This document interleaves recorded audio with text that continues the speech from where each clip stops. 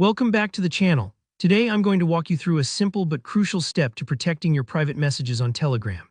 By the end of this tutorial, you'll know exactly how to lock your Telegram chats with a passcode, keeping curious eyes or even accidental snoops out of your conversations on your phone or tablet.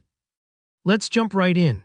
The feature you'll use for this is called Passcode Lock, and it's honestly one of the easiest ways to add an extra layer of security to your Telegram app.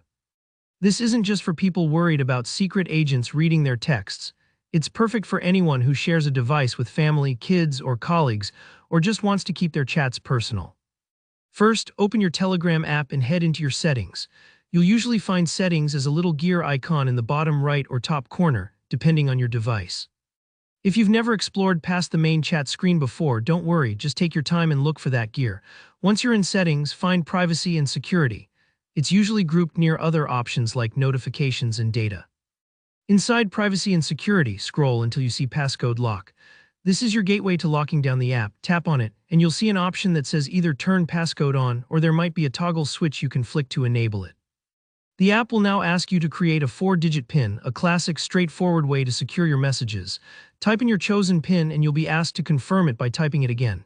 My tip here: choose something that isn't obvious, like your birth year or 1234, but still something you'll reliably remember.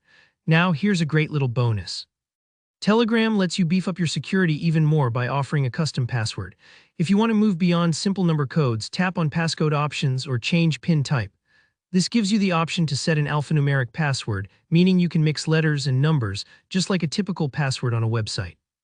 For those managing sensitive info or just wanting top-tier privacy, this is worth considering.